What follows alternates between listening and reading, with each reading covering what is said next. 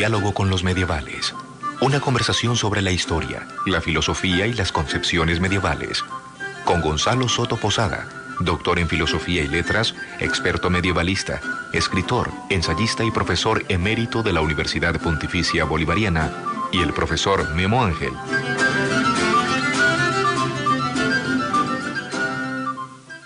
El programa de hoy vamos a establecer en estos diálogos medievales con el doctor Soto, vamos a dialogar acerca de la mística en la Edad Media.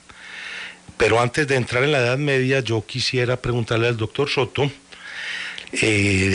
sabemos que la mística es de vieja tradición, no podemos considerar que la mística sea netamente un producto de la Edad Media. Debe haber tradición para llegar a la mística de la Edad Media. Digamos, tradición antes de los presocráticos. Bueno, aunque el término tiene algunas dudas. Digamos, tradición venida del Asia Menor, venida de la India, no sé si de Egipto. La idea es, Soto, ¿cómo de este amplio panorama antes de llegar a la Edad Media y de llegar a los presocráticos y pasando por los presocráticos y los socráticos y lo que se viene después, establecer una línea de tradición de místicos que de alguna manera se vienen a recoger en la Edad Media y que se viene a formar, porque debe haber una escuela, un tratamiento, un ejercicio, una puesta en escena de otros místicos. ¿Cómo sería eso, doctor Soto? Sí, es decir, la mística en el mundo medieval, pues tal vez, entre comillas, lo original que tiene es su peculiaridad típicamente cristiana.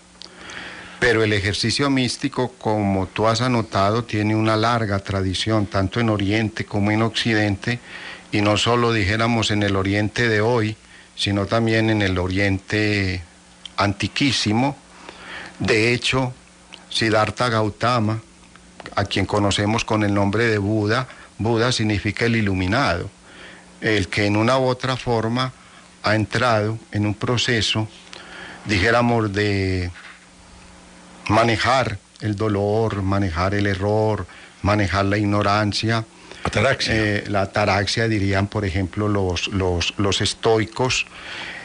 O si uno, dijéramos, se transporta al mundo del Enuma Elis, babilonio, o si uno se transporta al hoy descifrado libro de los muertos egipcio.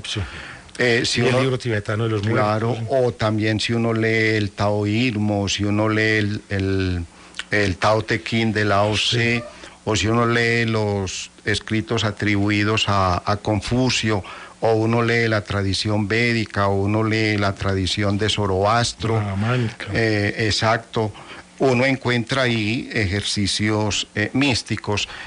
Místicos y mistagogía, que son las expresiones pues típicamente griegas, en realidad significan iniciación en los misterios.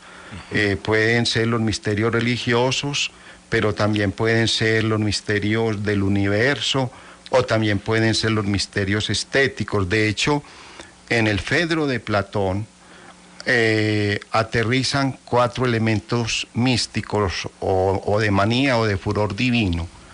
En primer lugar, el furor divino propio de la inspiración, las musas, el furor divino propio, dijéramos, de la profecía apolínea, luego el furor divino atribuido a la iniciación dionisíaca, y finalmente el furor divino en términos de Afrodita y en términos de Eros, lo que podríamos llamar el enamoramiento, también como un fervor, como un furor místico divino.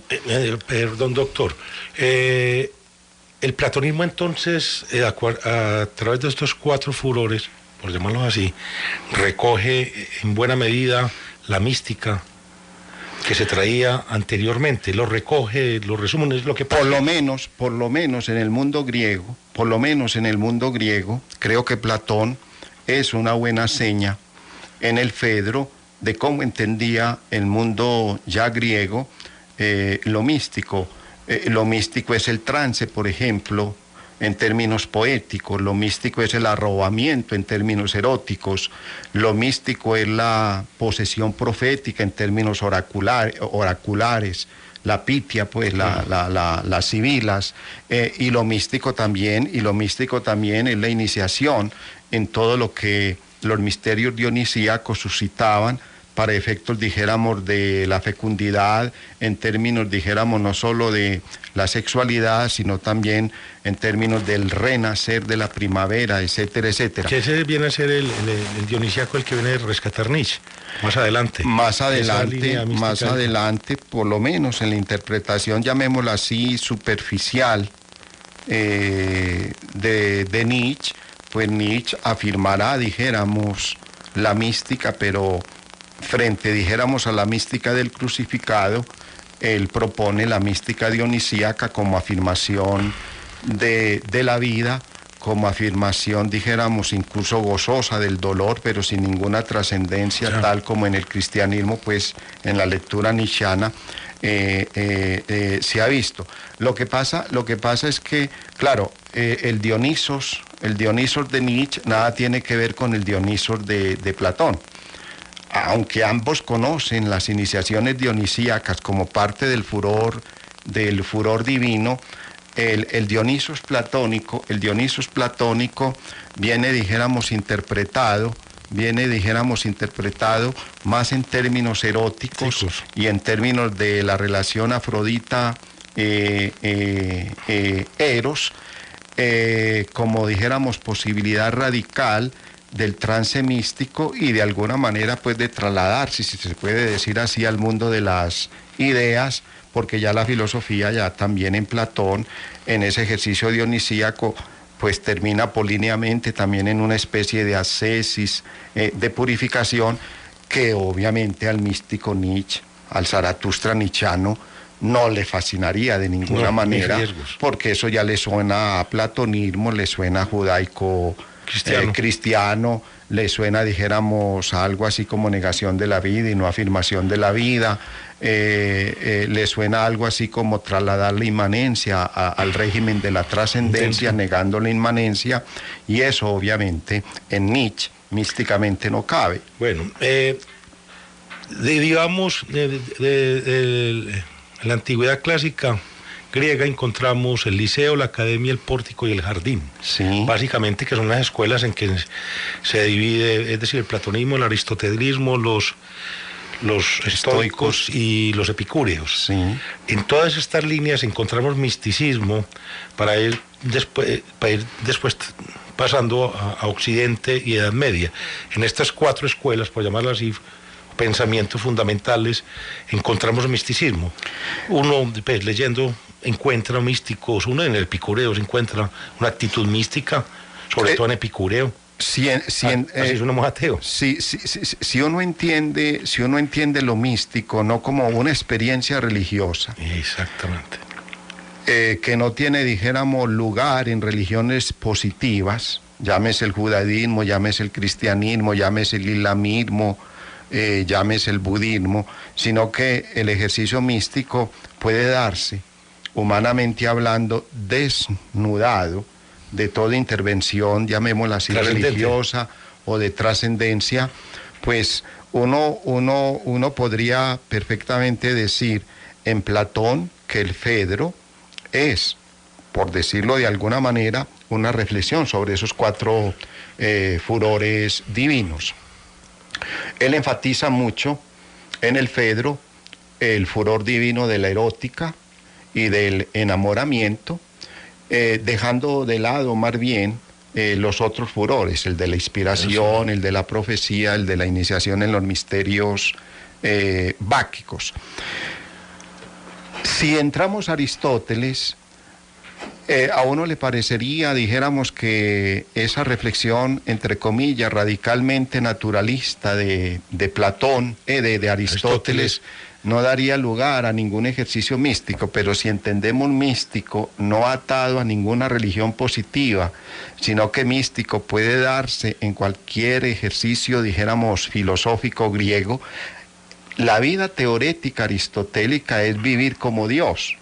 Incluso en los 2 primeros capítulos del libro primero de la metafísica, él a la metafísica, lo que después Occidente llamó metafísica, la llama ciencia divina, y que la posee Dios. El único que la posee es Dios. Y como la felicidad en Aristóteles apunta al bios theoreticos, lo que los latinos traducen por vita contemplativa, entonces necesariamente el ocio, la vita contemplativa, el ejercicio teorético, es lo que nos hace felices en Aristóteles y nos hace semejantes a los dioses.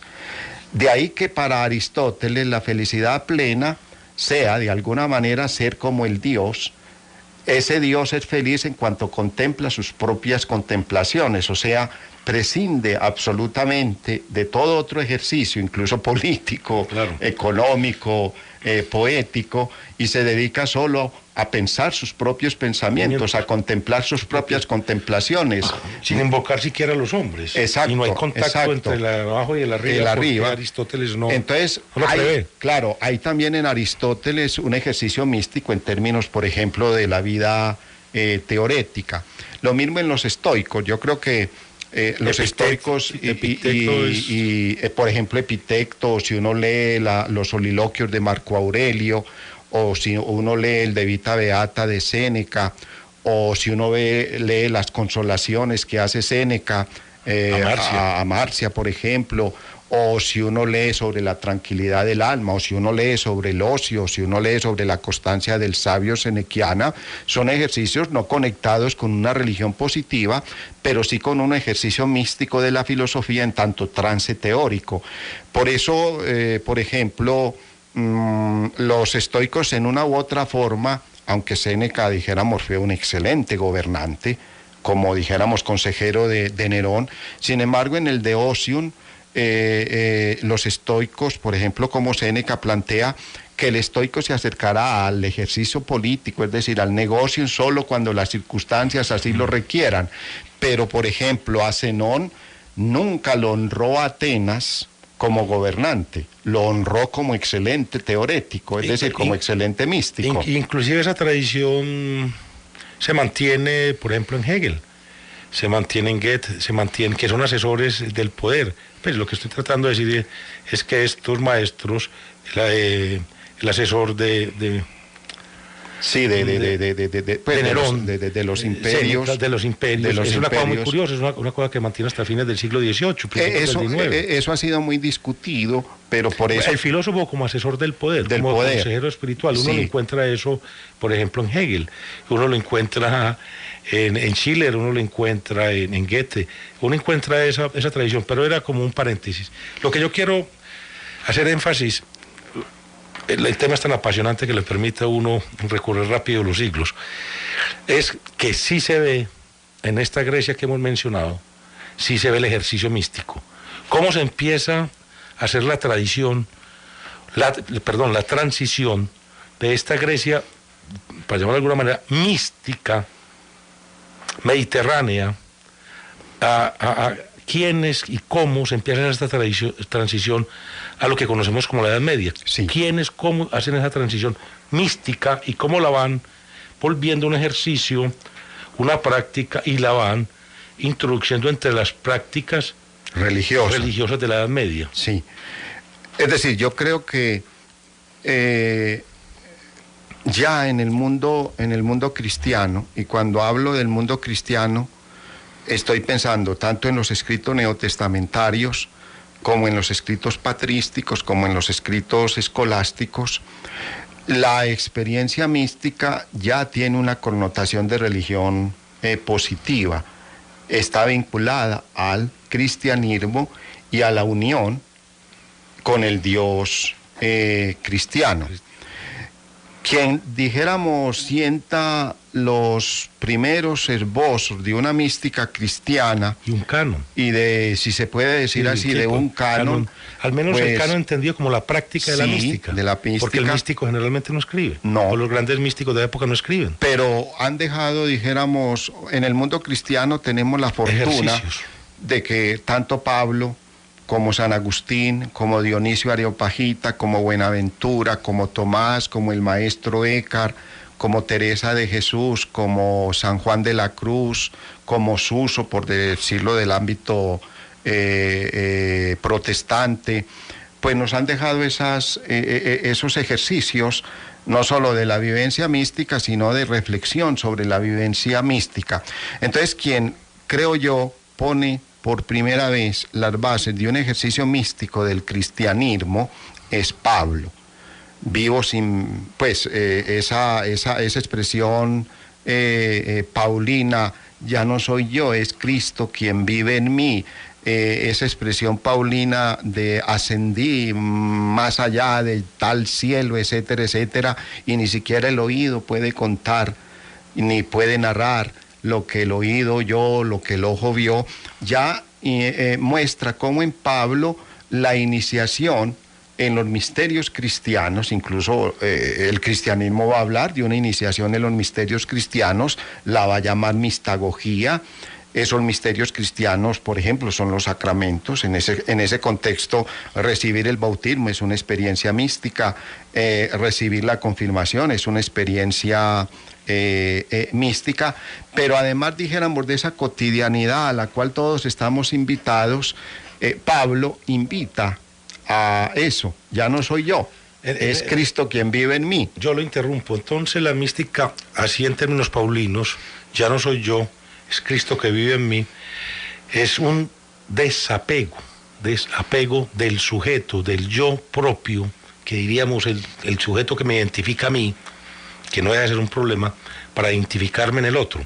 Y ahí se inicia un viaje trascendente, desde mí hacia otro. Claro. Pues digámoslo en términos espaciales, salir como en una nave hacia ese sitio donde no estoy yo. Y de hecho la cotidianidad, cuando oye la mística, siempre piensa en el trance, siempre piensa en el arrobamiento, incluso muchas veces pues la cotidianidad piensa que el místico levita, claro, que el místico... hay una tradición en eso, incluso claro, en el cine y en literatura variada.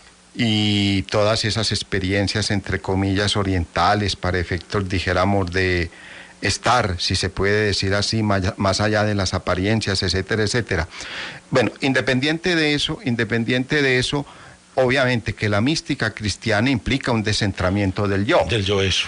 Y ese descentramiento del yo tiene como punto de referencia un yo mayúsculo, pues por decirlo de alguna manera, un yo mayor, en el cual, descentrado el yo menor, uno encuentra la posibilidad de la iniciación en el trance y el arrobamiento, y por eso esas expresiones paulinas, ya no vivo yo, es Cristo quien vive en mí, o esas expresiones que después Teresa de Jesús dirá, vivo sin vivir en mí, tan alta vida espero que muero porque no muero, y la relación del amado con el amante, en términos de Teresa de Jesús, pues viene, dijéramos, visualizada bajo incluso la expresión de la transverberación, que a nosotros incluso escultóricamente nos ha llegado por la transverberación de Bernini, en donde la santa, para hablar de ese enamoramiento, de ese descentramiento del sujeto,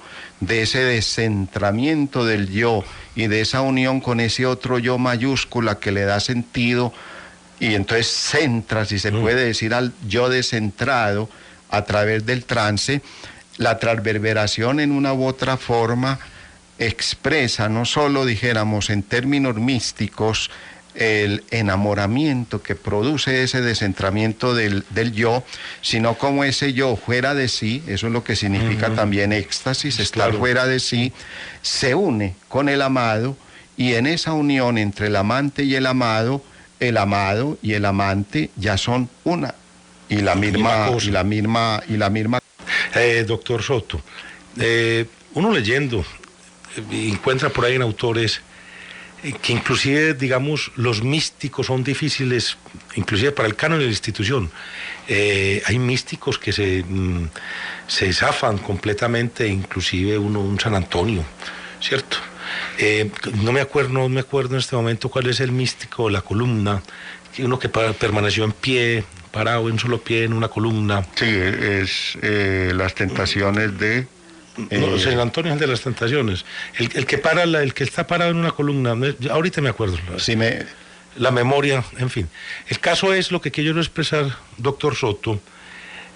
Digamos que hay místicos entre la iglesia, dentro de la tradición, dentro de la institución. Ha habido místicos radicales, fuertes, duros, que inclusive difíciles de manejar, difíciles de canonizar, que han hecho de su experiencia del yo, de centrar el yo en un yo mayor, a tal punto que asusta inclusive a la misma tradición. Y hay corrientes, incluso en la Edad Media hubo corrientes de adoradores de místicos que se salían de la iglesia. Una experiencia tan radical de la mística puede tener esas consecuencias que estoy tratando de expresar, doctor Soto. A ver, ¿cómo hacer un...? Podríamos decir que la pregunta puede recibir una respuesta en términos, dijéramos, de radicalidad, en términos de incomodidad por parte del místico ante la tradición en el maestro Eckhart. El maestro Eckhart, en la transición del siglo XIII al siglo XIV, incluso después de haber muerto, el Papa Juan XXII condena, no recuerdo cuántas proposiciones del maestro Eckhart, y en una u otra forma, cuando esas condenaciones tienen que ver con la experiencia mística, lo acusan de panteísta. Entonces, claro, como el descentramiento del yo casi que anula la distinción entre el creador y la criatura, y por lo mismo la inmanencia se vuelve trascendencia y la trascendencia se vuelve inmanencia por ese descentramiento del yo, claro. Se vuelve una comunicación de arriba abajo y abajo arriba radical. Radical, donde dijéramos ya no hay planos. Para decir por las rayas, eso, como un ascensor. Que puede subir y bajar a su antojo de arriba abajo, de abajo arriba, entonces, que inclusive se olvida del mundo. Claro, entonces claro, el maestro Eckhart y muchos místicos tuvieron que afrontar ese lío de, entre comillas, ser tildados de panteístas, y por lo mismo el panteísmo suprime radicalmente lo que para, dijéramos, la ortodoxia cristiana es más contundente. Hagamos la pregunta al revés. ¿Una mística radical puede llevar al panteísmo? Según la experiencia de Eckhart. Si uno lee, por ejemplo, el libro del Consuelo Divino del maestro Eckhart, uno, por darle algún irmo, tiene que ir allá. Es decir, el descentramiento del yo para en la divinización del yo. Claro. Y por lo mismo, al parar en la divinización del yo, el maestro Eckhart ya no va a decir esto es inmanente, esto es trascendente, esto pertenece al arriba, esto pertenece al abago, esto es actividad propia del creador, esto es actividad de la naturaleza, no. Y en ese contexto creo que para, dijéramos, las expresiones místicas contundentes siempre van a ser, por lo menos, una piedra en el zapato para efectos de la tradición, entre comillas, cristiana. San Juan de la Cruz también tuvo serios problemas. Edith Stein, aunque obviamente yo creo que ya ese problema del panteísmo ya no es hoy pues como un punto de referencia para acercarnos. Ya no es tan radical. Ya no es tan radical, porque claro, si la mística, dijéramos, por entrada es el descentramiento del yo, entonces plantear eso de planos, incluso la visión beatífica, aunque entre comillas venga después de la muerte en la tradición cristiana, pues es el descentramiento total del yo, y ahí en ese descentramiento total del yo uno goza, identificándose con Dios, o sea, uno es prácticamente Dios. Que bien, es una experiencia muy radical. Claro, que es la visión beatífica. Entonces, claro, cuando antes de tener la visión beatífica, uno de alguna manera ha experimentado la visión beatífica, caso del maestro Eckhart, o caso de Teresa, o caso de Juan de la Cruz, o caso de Suso, o caso de Tomás de Aquino, que como algunas veces hemos dicho, al final de su vida tuvo una experiencia mística y ya dijo, yo no vuelvo a escribir. Sí, todo lo que no, escribí sí, es todo pura, es pura paja, como hemos Sí, dicho en algunos. él llegó a eso. Él llegó a eso. Entonces, Porque pasó de la palabra a la experiencia a la espiritual. experiencia, y entonces... ¿Será por eso que los que tienen experiencias radicales en la mística escriben tan poquito? Claro que afortunadamente... ¿O hay discípulos que recogen? Afortunadamente lo que pasa es que en Occidente se metió alguien que hoy sabemos que es Pseudo Dionisio Areopagita, del que alguna vez hablamos. Hoy sabemos que no es Dionisio Areopagita, no es el converso de Pablo en el Areópago, que pertenece probablemente a un monje sirio que fue a Atenas, allí probablemente oyó, sino a Proclo, por lo menos estuvo en contacto con los textos de Proclo y con la interpretación mística que de Platón estaban dando Proclo, Yámblico, etcétera, etcétera. Ya está la tradición. Claro, entonces... En la tradición cristiana tenemos como un paradigma para efectos de acceder a lo místico. Es el Dionisio Areopagita y el célebre Corpus Dionisianum. Lo recuerdo, pero es que vale la pena. Es decir, si uno habla cristianamente de la mística, tiene que referirse casi que como delineador de la experiencia mística a Dionisio Areopagita y su corpus. Tenemos la teología mística, la jerarquía eclesiástica, la jerarquía celeste, los nombres divinos y 10 cartas. Eso es lo que nos ha quedado del Dionisio. Entonces, claro, Dionisio, que en el mundo medieval fue identificado con el converso de Pablo en el Areópago, y él mismo dice que presenció la muerte de Cristo, que presenció el desgarramiento del velo del templo, que estuvo en contacto con Juan, etcétera, etcétera. Hoy se ha revelado que cita Proclo, hoy se ha revelado que cita Plotino. Entonces, claro, ya tenemos que ubicarlo después de Proclo y después de Plotino, por lo tanto, tenemos que trasladarnos mínimo al siglo V después de Cristo. La teología mística es definitiva. Es un texto... Federico, no pasa de 5 hojas, pero es de una intensidad conceptual y vivencial para efectos místicos que obviamente todo Occidente cristiano ha bebido del Dionisio Areopagita, y ya abundan los estudios. Tomás de Aquino leyó a Dionisio, el maestro Eckhart leyó a Dionisio, Juan de la Cruz leyó a Dionisio, Teresa de Jesús leyó a Dionisio. Cualquier expresión mística en Occidente parte y pasa por ahí, pasa por Dionisio Areopagita. Y entonces ya hay, en Dionisio Areopagita hay, como dijéramos... Pero eso han sido ejercicios hermenéuticos, porque la realidad no se cita mucho. Es decir, se ha hecho un ejercicio hermenéutico de todos estos que tú mencionas. Sí, claro, uno no puede decir que ellos repitan simple y llanamente a Dionisio. Pues digamos que lo leen, lo piensan y lo vivencian, pero no lo citan. Incluso lo citan. Por ejemplo, Tomás de Aquino hace un excelente comentario a los nombres divinos. Buenaventura prácticamente habla desde el Corpus Dionisianum.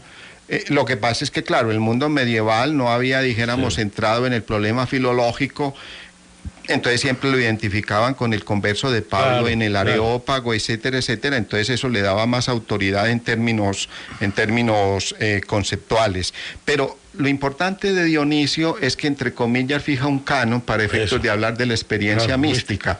Entonces, ese canon, sobre todo estoy pensando en la teología mística, ese pequeño texto. Fíjese que el término teología, en el contexto dionisiano, quiere decir ciencia. Claro. Porque es de Proclo. Proclo habla de los elementos de teología.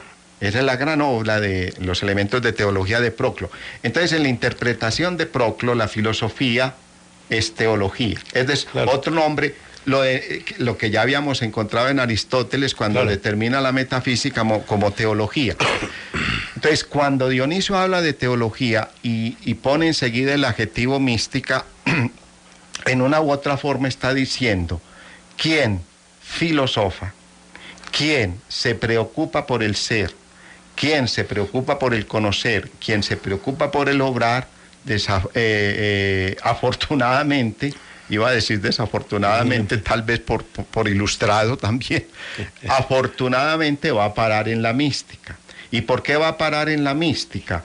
Porque la contemplación del teólogo desemboca en el himnein, es decir, en el canto de alabanza. Claro. Desemboca, incluso no tiene que ser uno cristiano, se alaba a Dios en los elementos de teología de Proclo o en los signos, dijéramos, elaborados por la tradición neoplatónica para, dijéramos, hablar de lo divino, ya se loa a la divinidad y se loa a la divinidad por ser el ser de las cosas. Entonces, Dionisio, siguiendo esa tradición platónica, y dijéramos, pensando esa tradición platónica desde el ámbito cristiano, entonces va a decir, si el filósofo platónicamente termina loando a la divinidad, claro, en cuanto la teología se vuelve mística, cristianamente la liturgia es la gran loa a la divinidad. Entonces, para Dionisio, la liturgia es también un ejercicio místico. Entonces, digamos que se mantiene la tradición. Se mantiene la tradición. Entonces, la idea es que no pensar que la mística solamente es una cosa que sucedió por allá en la Edad Media y una cosa de vejeces, sino que por eso, pues porque ese es el común. Pero lo que yo digo es que saliéndonos de la Edad Media, cómo continúa la mística, cómo continúa. Por ejemplo, es decir, ¿cómo se hace posible, digamos, hasta nuestros días? Sí. Pues fuera de la liturgia y ya. Porque es que la gente piensa que el asunto místico es un mero asunto religioso y viejo. Y sobre todo y sin importancia y sin vigencia. Sí, o que está atado a una religión, positiva. Tal vez a una creencia. Sí, uno puede pensar en William Blake, uno puede pensar... Los poemas del cielo y el infierno. Por ejemplo, o uno puede pensar en el texto de Wittgenstein, de lo que no se puede hablar, hay que callar, existe lo inefable, claro, es lo místico. Su conferencia misma sobre ética termina mostrando cómo el ejercicio ético es un ejercicio místico en cuanto dador de sentido y no puede ser ciencia, porque la ciencia nunca te desvelará el gran problema de la existencia. Sí. Entonces fíjense cómo la mística en Wittgenstein no está atada a ninguna religión positiva. La mística es aquello que dota de sentido a la existencia, y al dotar de sentido a la existencia, cosa que no puede hacer el juego del lenguaje científico, entonces estamos entrando en el ámbito de lo inefable, estamos entrando en el ámbito del indecible, que era también otra manera en Dionisio Areopagita de expresar el ejercicio, en el caso del cristiano, de la mística. Para Dionisio, Dios es el de muchos nombres sin nombre. Claro. Dios es el innombrable, en medio de su omninominabilidad. Dios es la belleza, pero está más allá de la belleza. Dios es el ser, pero está más allá del ser. Incluso llega un momento en que Dionisio dice, Dios es la nada, porque no se puede identificar con una positividad ontológica. Dios es la verdad, pero está más allá de la verdad. Dios es la bondad, pero está más allá de la bondad. Quizás eso está más allá de la bondad, ese más allá es lo que posibilita el ejercicio, entre comillas, para llegar a la mística. Claro. Es decir, es el espacio o el terreno que debe ocupar el místico o el ejercicio místico en ese más allá, donde el místico ha de llegar y trascender, porque hay una posibilidad. Veamos. Porque es una búsqueda. Sí, Jean-Luc Mariot, en la contemporaneidad, incluso habla de la mística en términos del acto de la donación. Y quizás, y aquí contacto con lo que comenzábamos primero con Platón, la experiencia mística radical en Platón del furor divino es la erótica del enamoramiento. Claro. Cuando el amado y el amante entran en una relación erótica, afrodisíaca, ya no distingue uno el amante del amado, el uno del otro. Incluso... Se unen en un arrobo. Claro, se unen en un trance y arrobamiento, incluso Platón describe eso en términos de la cópula, etcétera, etcétera. Entonces, en ese contexto, cuando entramos, por ejemplo, desde Jean-Luc Mariot en una fenomenología de la donación, el acto de la donación y el ser se dona. El ser se dona, pues... El contenido y el continente. Sí, sí. No tiene uno que entrar en el ámbito de la amistad o no tiene que entrar en el ámbito del enamoramiento. Simplemente el ser se dona, el ser se muestra, el ser aparece, el ser es gratuidad.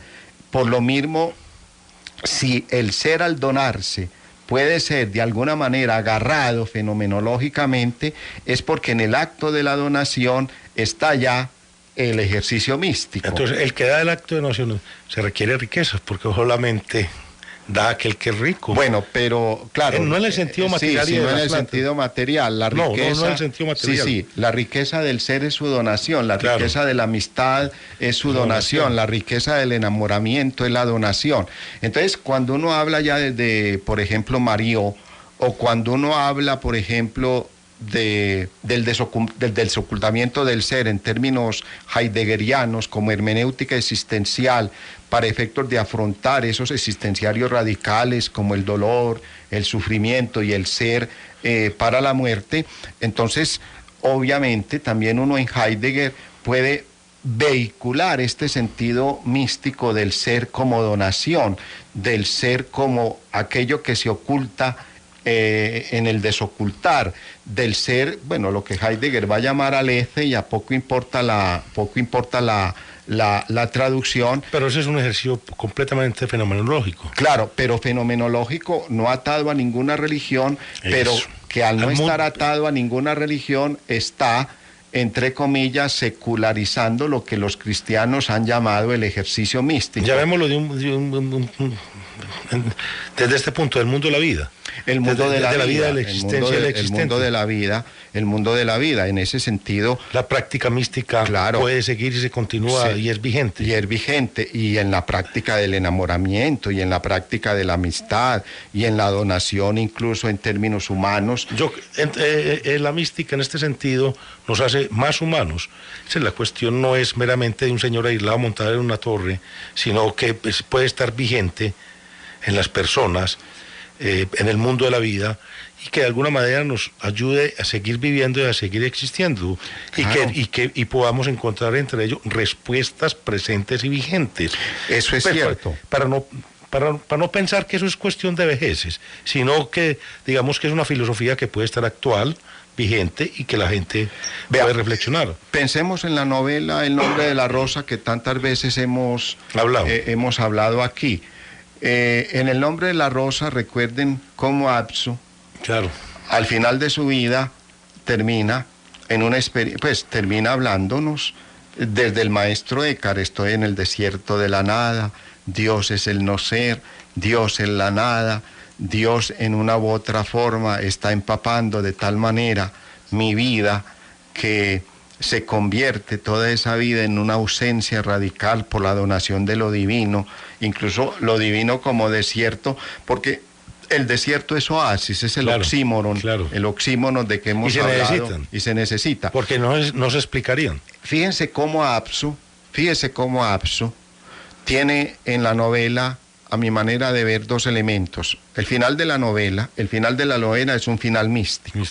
Apsu comienza a sumergirse en la nihilidad divina como posibilidad para ejercer su totalidad, llamémosla así, existencial.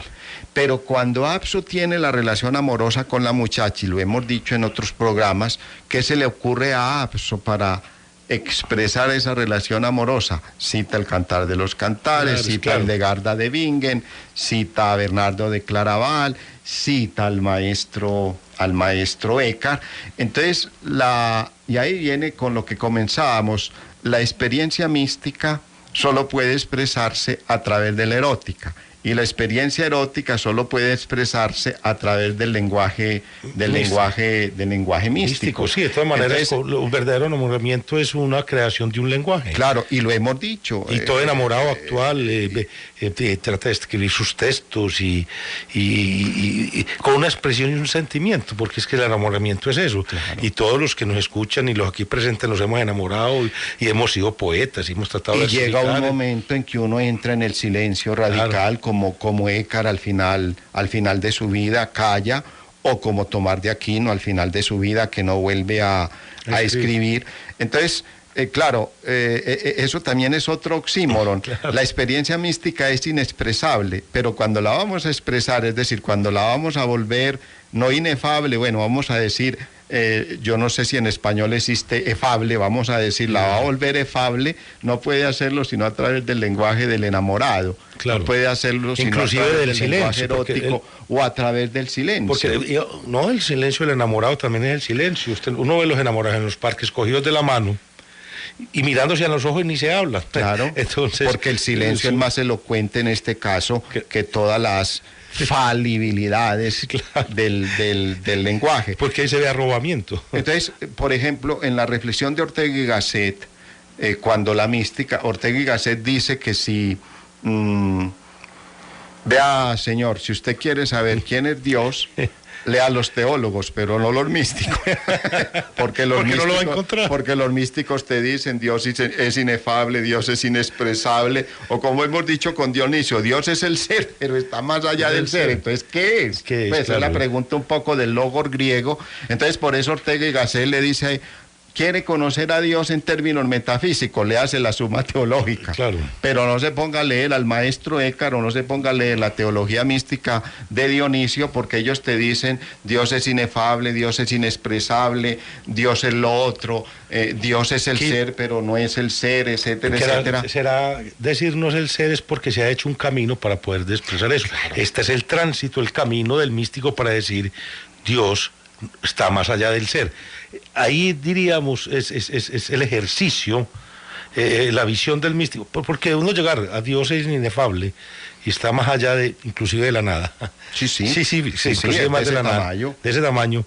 Y es muy curioso, yo digo de la nada aquí para los que nos escuchan, porque es que un ejercicio místico es Dios es el centro de todas las cosas. Entonces imaginemos un gran universo donde hay un centro y vamos a llegar a él. Pero la metáfora que después configurará el maestro Écar y que hará, dijéramos, casi que cotidiana en Occidente de Cusa. Dios, claro, es una circunferencia cuyo centro está en todas partes y cuya circunferencia en ninguna. En ninguna, es decir, fíjense de nuevo el oxímoron. Claro. Siempre el místico habla de Dios que ilumina encegueciendo. Claro. Incluso el Aleph de... Entonces la definición del místico que está en el camino, para retomar a Ortega. Sí, es el camino. Es el camino sin camino. Es la noche oscura, es el silencio que habla. Es el ser que no es la belleza que está más allá de la belleza, es el sol que ilumina pero a la vez enceguece, es el desierto pero a la vez el oasis, es el dolor pero a la vez es la alegría suprema. Siempre el oxímoron es como, si se puede decir así, el modus dicendi del místico. El oxímoron, es decir, combinar dos cosas que en el lenguaje, dijéramos, común, de la lógica común, no se pueden combinar.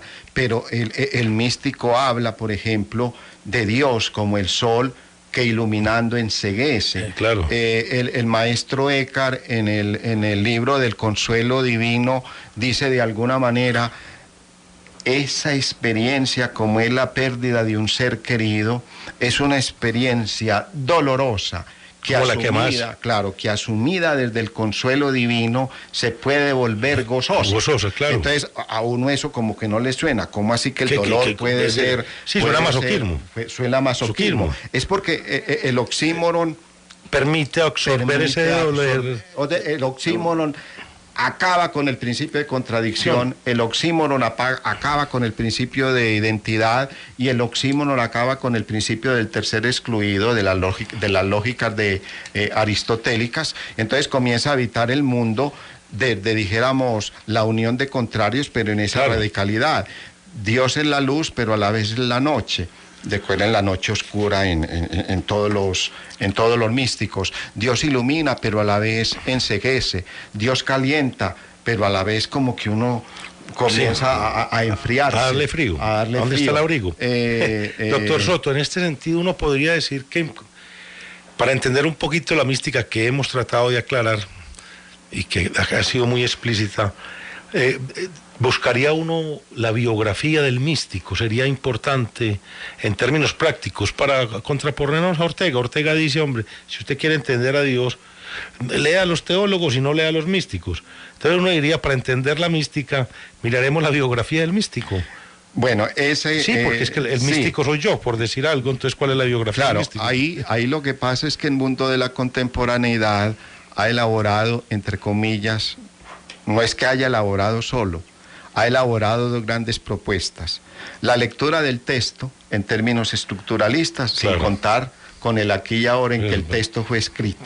Yo puedo perfectamente leer la teología mística sin ponerme, hombre, existiría realmente Dionisio y vino después de Proclo y estuvo en Atenas, pero entonces ¿qué pudo escuchar en Atenas? Yo me meto en el texto y descubro el código del texto en su estructura semántica. Y eso hace que el texto sea metahistórico y no dependa de la biografía ni de la historia del momento. Lo que pues el método histórico crítico, inventado por los alemanes en el siglo XIX, llamó: todo texto tiene su Sitz im Leben, tiene su mundo vital. El estructuralismo, por ejemplo, nos ha enseñado a hacer una lectura de los mitos independiente del momento histórico en que el mito se da. Pero está la otra lectura del Sitz im Leben, es decir, yo no puedo entender la teología mística si no es contactada con el mundo vital de Dionisio. Entonces es muy importante saber, es que Dionisio lo llevó a Proclo, pero a través de Proclo se contactó con Platón, pero a través de Proclo se contactó con Plotino, pero a través de Proclo, Plotino, Platón contacta la tradición griega, presocrática, etcétera. Estamos volviendo al principio. Entonces, obviamente, uno puede hacer un ejercicio estructural prescindiendo del Sitz im Leben, del mundo vital, del texto en su contexto y en su pretexto, pero uno también puede hacer un ejercicio hermenéutico del texto con base en el contexto y en el pretexto. Entonces es muy importante la vida de Dionisio, como es muy importante la vida de Platón. Eso que de alguna manera a partir de Pierre Hadot yo he aprendido. Yo primero hacía muchos ejercicios estructurales del texto, o sea, me metía en el texto filosófico, desde el texto filosófico sin tiempo y espacio, por decirlo de alguna manera. Historizaba, es decir, lo volvía una estructura metahistórica. Pierre Hadot nos ha enseñado, y a mí me enseñó, la dedicatoria de un texto es muy importante. ¿A quién le habla? A quién le habla es muy importante. La retórica del texto es muy importante porque responde a formas de decir. Por ejemplo, uno no puede entender el decir de Platón sin el contexto de la sofística. En ese contexto, uno puede, afortunadamente, hoy que estamos en el ejercicio de la polisemia hermenéutica, hacer ejercicios de mística como estructura en términos de código, o hacer ejercicios de mística. A mí me gusta más de Sitz im Leben. Qué bueno leer el texto de Dionisio atado a su vida, sin decir que la vida es la explicación del texto. Pero hay algo. Hay una conexión. Yo siempre he pensado que el autor tiene que estar en el texto. Yo no creo que alguien pueda escribir fuera de sí. Es decir, el autor de alguna manera se ve en el texto, o se busca en el texto, o se explica en el texto. Nada, me lleva a la pregunta mía. La biografía del autor, sí, se puede hacer el ejercicio estructuralista, histórico, fuera del tiempo, pero también se puede hacer el otro ejercicio. En ese sentido podemos llevar... A mí me encantan las biografías, me encantan. De mucho género, en el sentido que uno viendo la biografía del místico, viendo el texto, podemos entender inclusive algo de la mística. Sí, sí. Claro. Por Por ejemplo, eso es unión de texto o de vacío, de silencio. Sí, porque es que yo puedo estar en silencio, pero estoy vivo. por ejemplo, hoy para nosotros es contundente que sin Proclo uno no puede entender a Dionisio. Ya. Entonces, sin Proclo uno no puede entender a Dionisio, uno tiene que ir a los elementos de teología de Proclo. Claro. Y esos elementos de teología te remiten a las Eneadas de Plotino, y las Eneadas de Plotino te remiten a los diálogos de Platón. de Platón. Entonces, eso que hemos llamado la tradición. La tradición es la biografía de las palabras, de las categorías filosóficas. Y del pensar, y de los hombres en un pensar. hombres en un pensar. Entonces, en ese contexto, no es que la vida explique el texto, pero a veces... No, la vivencia del autor puede explicar algo del texto. puede explicar algo del texto. Entonces, sí, muy bueno combinar ambos, el ejercicio estructural, donde el texto es metahistórico, o el ejercicio del Sipsin-Leven, donde el texto tiene un mundo de la vida que en una u otra forma está amarrado a ese texto que expresa Claro. ese mundo de la vida. Existencia del momento del autor, ya ahí radica su energía y su fuerza. Por poner un ejemplo, yo creo que la vida del maestro Eckhart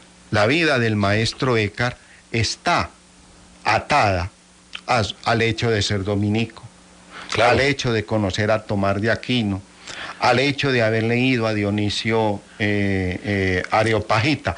Eso no quiere decir que solo y nada más eso sea el maestro Eckhart. Yo puedo leer el libro del Consuelo Divino metahistóricamente. Me importa, Pero también uno puede encontrar algo de su vida en esos textos, Claro. haciendo el otro ejercicio. Incluso ¿Y qué podemos hablar del maestro Eckhart en su vida, Claro. doctor Gonzalo? Por ejemplo, sabemos que fue dominico, sabemos que estudió en la Universidad de París, sabemos que fue profesor Fue en buen París, estudiante. que fue excelente estudiante, tiene doctorado en teología, fue provincial de los dominicos en Alemania, se dedicó después a predicar y a escribir, dijéramos, ya no en términos de un profesor universitario, sumas teológicas o sumas esta o lo otro, sino el diálogo del predicador con su, dijéramos, cotidianidad. Muchos de esos sermones nos han quedado de alguna manera vivos. Tratando de comunicarse con el pueblo llano. Con el pueblo, y que la universidad de alguna manera saliera, si se puede decir así, de los muros académicos y volviera a través del ejercicio predicativo a la cotidianidad de todos los días. Entonces, por ejemplo, uno no puede entender el problema del consuelo divino sin 4 experiencias. El libro del consuelo divino es: 1, se me perdieron todos los bienes. 2, se me perdió un ser amado. 3, tengo un dolor. 4, ese dolor me va a llevar a la muerte. Esas son las 4 experiencias. Esas experiencias no las puede desconectar uno de la vida del maestro. Imposible. Con seguridad, de hecho, los conoció. Claro, con seguridad tuvo la experiencia de pérdida de bienes materiales, tuvo la experiencia de la pérdida de un ser querido, tuvo la experiencia del dolor, de la enfermedad, y obviamente vio la experiencia, si no en él, por lo menos de ver morir a otras humano, a una otras experiencia humana que se trasciende. Entonces, frente a esas 4 experiencias límites, el maestro Eckhart dice: ¿y Dios qué tiene que ver en este paseo? ¿Cómo me ayuda? ¿Cómo me ayuda Dios en el libro del Consuelo Divino a enfrentar la pérdida de un amigo, incluso la pérdida de fe? Porque es que el mal lo vuelve a uno añicos y le perturba su dinámica religativa con la divinidad. Entonces, en ese contexto, uno puede leer el libro del Consuelo Divino atado a experiencias vitales. Listo, muchas gracias, doctor Soto. Quizás dejemos para otro programa, que sería muy interesante, cómo se maneja el asunto de la pérdida de la fe. Por ejemplo, en los creyentes, porque el que no es creyente no pierde nada. El que es creyente es el que pierde. Ya. Y podemos dejar ahí la interrogante para los que están escuchando. Les agradecemos, doctor Soto, a usted. Muchas gracias, Federico. Y les agradecemos a usted la paciencia que han tenido para escucharnos y esperemos que pasen un momento muy agradable. Gracias.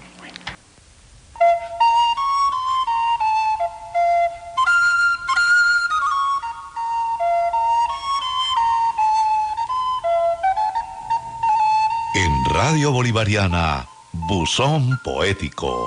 Breve espacio para el deleite sonoro con la palabra, el sentido y el silencio.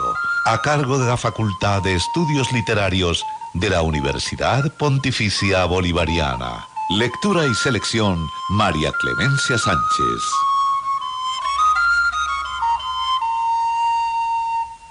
Nuestro invitado hoy a Buzón Poético es Yaşar Kemal, novelista y poeta turco, nacido en la aldea de Emite, Osmaniye, sur de Turquía, el 6 de octubre de 1923. En el origen de su familia se encuentran raíces kurdas y turcas, dando cuenta de su doble inscripción lingüística y cultural. Fue además periodista y el primer escritor turco en ser candidato al Premio Nobel de Literatura en 1972. Celebrado más por su obra narrativa, Yaşar Kemal deja un único y hermoso libro de poemas titulado en español La primavera ha venido, publicado en España en 2017 por Ediciones del Oriente y del Mediterráneo, en traducción de Pepa Bahamonde e Irfan Güler. Su origen campesino refleja un imaginario simple donde se idealiza el espacio de su infancia, un imaginario en torno a la Anatolia turca que permite el contacto al sur con el mar Mediterráneo. El lenguaje de este poemario es, desde el nombre, un homenaje al mundo elemental del campo o el tiempo de una fraternidad perdida. El nombre de Yaşar Kemal, junto con el de Orhan Pamuk, resume el momento más alto de la literatura turca contemporánea. Yaşar Kemal murió en Estambul el 28 de febrero de 2015 y de él compartimos hoy en Buzón Poético 2 poemas de su hermoso libro La primavera ha venido. Espera. Claro que sí, un día las flores se abrirán blancas como una canción libre y feliz y se extenderá la luz desde nuestras ventanas, nacerá el día que queremos y caerá la lluvia como deseamos. Acabará nuestra admiración por el cielo, la primavera que llega desnuda a nuestras puertas, caerá la tierra como una semilla, soplará un viento diferente para nosotros, aumentará la frondosidad de los jardines y viviremos la vida plenamente como todos. Hablarán en nuestra lengua las estrellas, algún día de verdad, mi amor, también nosotros tendremos una casa blanca encalada en nuestra aldea. Cautivo, duerme el cautivo, callad, es medianoche, su sueño se abre con las flores. Que duerma el cautivo, es una canción blanca de guerra, en sus labios estruendo de espadas, en los sótanos húmedos crece la añoranza, se agita en las banderas de su patria. Duerme el cautivo, callad, es medianoche, en sus ojos brota luz de luna. Que duerma el cautivo.